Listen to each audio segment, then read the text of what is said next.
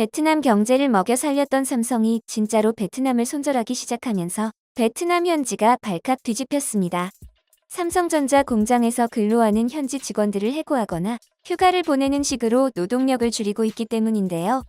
무려 40%에 달하는 현지 직원들이 해고된 것으로 전해졌습니다. 여기에 더해 삼성이 베트남 공장을 전부 정리하고 인도로 이전한다는 소식이 함께 전해져 충격을 더했는데요. 이에 현지인들은 크게 반발하며 피켓을 들고 공장 앞으로 몰려와 대대적인 시위를 벌이고 있는 상황이라고 합니다. 닫힌 공장 문을 부술듯이 들이닥치면서 위협적인 분위기가 고조되고 있는데요. 삼성전자가 베트남 공장을 정리할 분위기를 풍기자 베트남에 진출했던 다른 글로벌 기업들도 따라서 베트남 투자를 철회하고 있어 베트남에서는 곡소리가 울려 퍼지고 있는 상황이라고 합니다.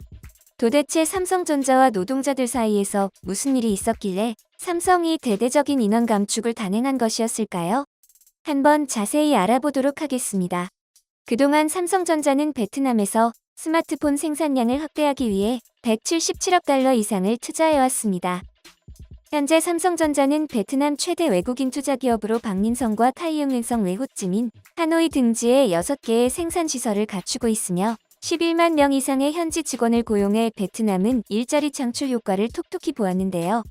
삼성의 지난해 총 수출액은 570억 달러로 베트남 전체 수출의 20% 이상을 차지했습니다.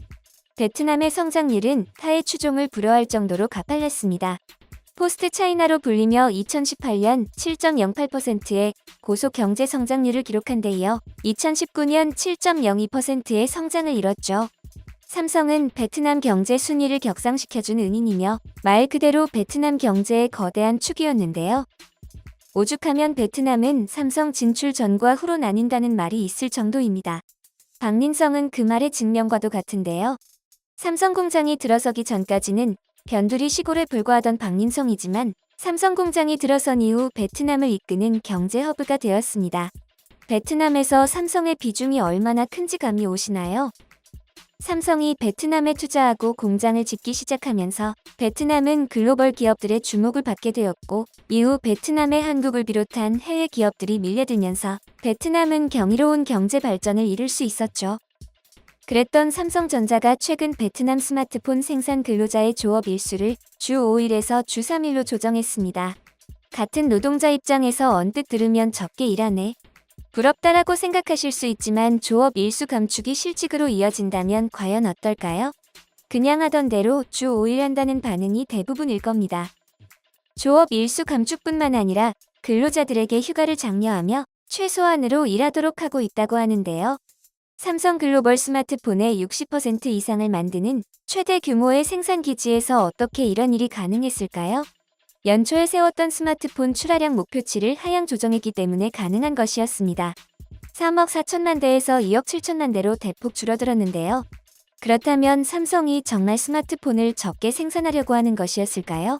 아니었습니다. 베트남 공장에서의 출하량을 조정한 것이지 한 해 동안 생산할 스마트폰 수는 크게 줄어들지 않았습니다. 나머지 스마트폰은 경북 구미 공장이나 새롭게 이전한 인도와 인도네시아 공장에서 생산하기로 결정한 것인데요. 그뿐만 아니라 파키스탄 남부 항구 도시인 카라치시에 스마트폰 생산 공장도 건설하고 있죠. 요컨대 삼성은 베트남 공장의 비중을 줄이겠다는 겁니다. 삼성의 계획대로 분산이 이루어지면 60%에 달하던 베트남의 비중이 30% 이하로 떨어지게 되는데요. 이를 위해 삼성은 작년부터 베트남이 아닌 다른 나라에 공장을 짓거나 투자하는 행보를 보였죠. 실제로 삼성은 신규 파운드리 반도체 생산 라인 건설 부지를 미국 텍사스주의 테일러시에 짓기로 했습니다. 당연히 베트남에 지을 줄 알았는데 웬걸 전혀 다른 나라로 선정해 베트남은 배가 아팠죠. 그도 그럴 것이 삼성이 어느 지역에 공장을 지으면 그 지역에서는 수천 개의 일자리가 창출되며 급진적으로 경제가 발전하기 때문입니다. 이에 베트남은 즉각 반발하고 나섰습니다. 삼성이 베트남을 버린다, 배신한다며 삼성을 악덕 기업으로 몰아갔는데요. 기업이 보다 더 큰 이윤을 보기 위한 선택이지만 그들의 말대로 삼성이 베트남을 손절하려는 것은 사실이었습니다. 지난해 베트남에서 코로나 바이러스가 재확산하자 강력한 봉쇄 조치를 단행한 바 있죠. 봉쇄령이 내려진 지역의 기업들은 직원들을 공장에서 숙식하게 하거나 최소한의 인원으로 공장을 운영할 수밖에 없어 일시적으로 문을 닫는 곳이 속출했었습니다. 삼성전자를 비롯해 베트남에 진출한 한국 기업들도 그 여파로 가동률이 떨어지거나 조업을 중단하는 사태를 겪었습니다. 호찌민에 있는 삼성전자 가전 공장도 가동률이 40%나 하락한 것으로 나타났죠. 당시 삼성전자는 스마트폰 생산에 일부 차질을 빚었으며 일부 공장은 폐쇄되기도 했죠. 같은 시기에 인도네시아에서도 코로나 바이러스가 확산되고 있었는데도 계속해서 공장을 정상 가동할 수 있게 해준 것과는 확실히 대조적입니다. 상황이 좋지 않은 가운데 베트남은 백신 펀드 조성을 위한답시고 민간 기업들에게 손을 벌리면서 수시로 생산 라인 직원 검사 비용과 사내 숙박시설 마련을 요구했습니다. 기업 입장에서는 몹시 난처했는데요. 또 결정적인 계기 중 하나는 베트남의 인건비가 정같지 않다는 것입니다. 기회의 땅이라고 불리며 글로벌 기업들이 줄줄이 베트남에 투자하고 공장을 짓던 당시 베트남의 인건비는 몹시 저렴했죠. 한국 기업들을 비롯한 수많은 기업들 덕분에 경제 수준이 올라가자 인권의식도 변화하면서 인건비가 올라버린 것입니다.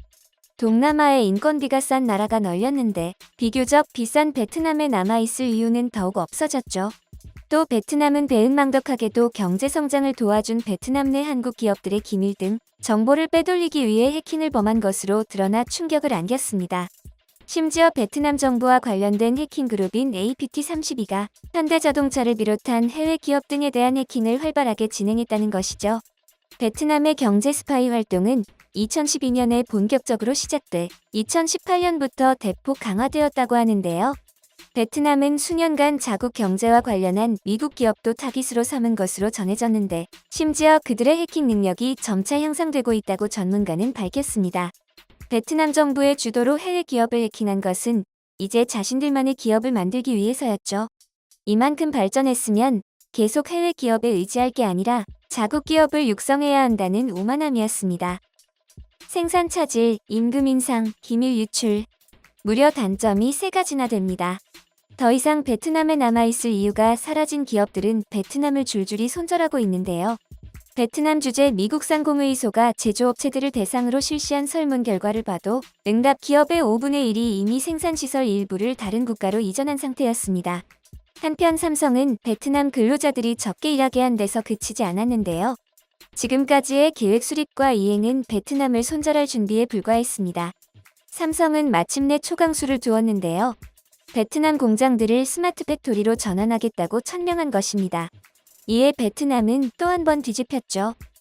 베트남은 지난해 11월 유엔 기후변화협약 당사국 총회에서 2050년까지 탄소 중립을 달성하겠다는 계획을 발표한 바 있는데요.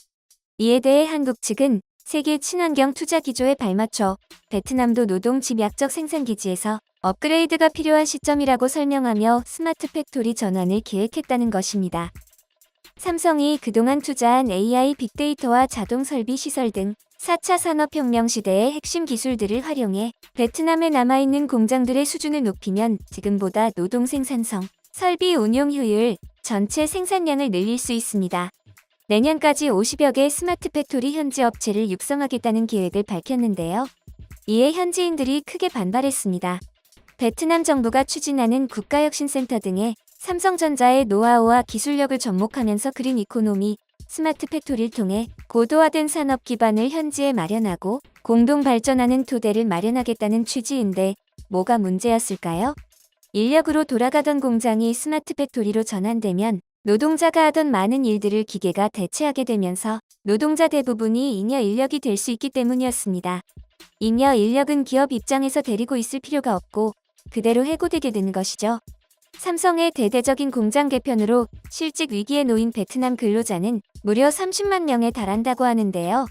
이렇게 되면 당장의 반발은 피할 수 없겠지만 조금만 지나면 삼성이 겪어온 베트남 노동자들의 항의와 파업과 이별할 수 있습니다.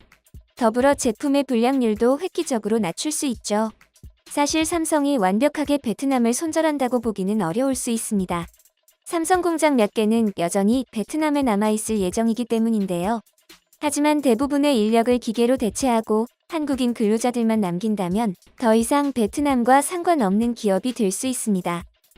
한국의 도움으로 비약적인 경제 발전을 이룬 베트남은 최빈국에서 동남아의 경제 대국, 포스트 차이나의 위치까지 오를 수 있게 되었는데요. 은혜도 모르고 배은망덕하게 굴다가 한국에 손절당한 베트남이 앞으로 어떻게 이 상황을 수습할 건지 귀추가 주목되고 있습니다.